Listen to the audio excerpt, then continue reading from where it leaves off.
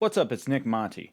In this video we're going to be talking about 7-string guitars, and for that I'm going to give you a closer look at my new track, The Other Side.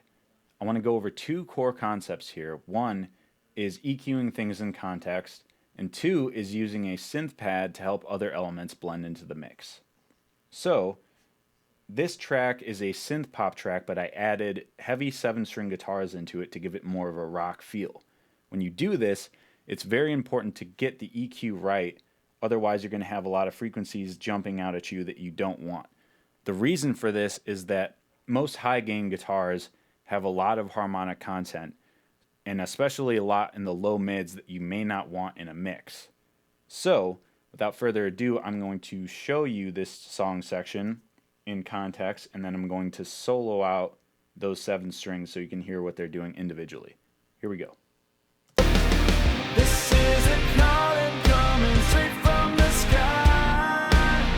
It's falling down and cast a cloud on your side.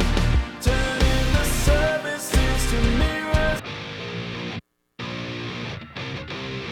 And you might come out on the other side.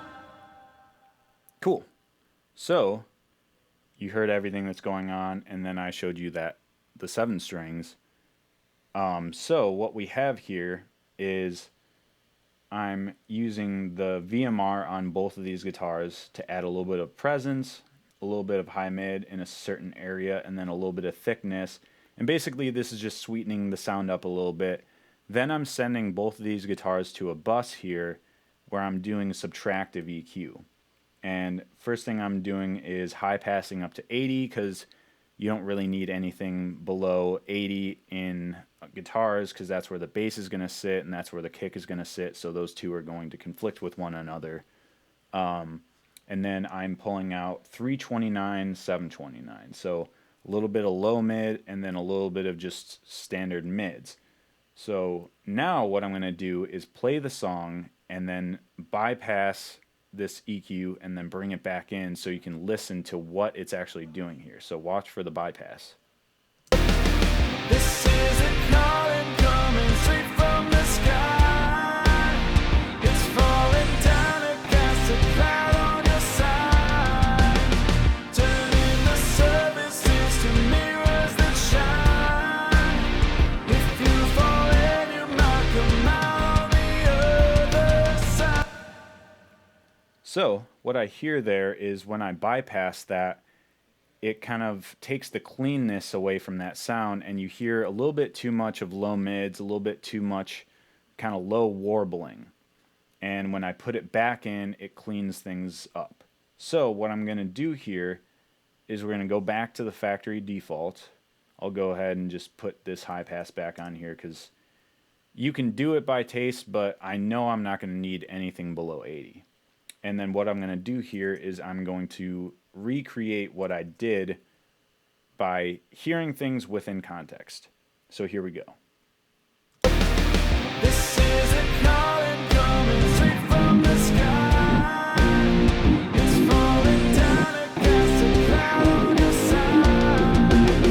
Turning the surfaces to mirrors that shine. If you fall in, you. This is a calling coming straight from the sky. It's falling down and cast a cloud on your side. Turning the surfaces to mirrors that shine. This is a calling coming straight from the sky. It's falling down and cast a cloud on your side. Turning the surfaces to mirrors that shine. If you fall. Okay, cool. So when I moved the frequency in the low mids up to about 300, I heard a resonant frequency from those guitars that just didn't sound appealing. And so I swept around a little bit with that frequency boosted so that you really get to hear it a lot, and you really get to hear which frequency is going to be the offending frequency. And then once I got to the most kind of offensive sounding frequency, keep it there, and then you dial it back until it sounds right. basically same thing with this higher mid frequency. There's another kind of resonance frequency that sounded kind of nasty, and I took that out by preference. Now when you do this, it's a balancing act because you can't take too much of that frequency out or it's just going to sound thin. So it is a balancing act. And thus, this is why it's important to EQ things in context of the mix. Because I can hear something in these tracks that may sound ugly on its own, but you really only know where the offending frequencies are when you have the whole song, all the other instruments playing, because you get to see the interplay between those instruments. And then when you pull out those frequencies, it should sound like the mix is coming together, and it should sound like no one instrument stands out too much. So, the second step in making things sound like the whole mix is married together is the second concept that I wanted to talk about, which is this synth pad right here. And so I'll let you hear it just by itself to start off with.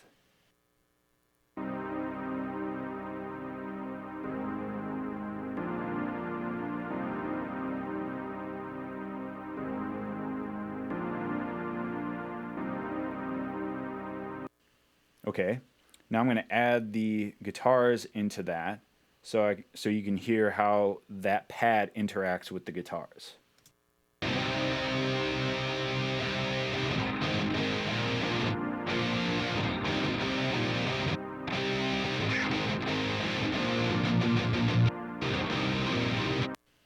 So it's kind of a soft pad that has it's not very bright.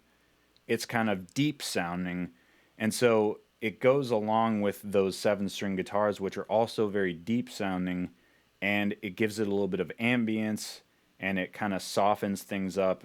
And I think about this as kind of like bridging the gap. So here's what I'm going to do. I'm going to take out the synth pad and play the mix for you, and then I'm going to unmute it and mute it, and you listen to it for yourself and see what it's adding into the mix, how it's helping things blend together. This is a calling coming straight from the sky. It's falling down and cast a cloud on your side. Turning the surfaces to mirrors that shine.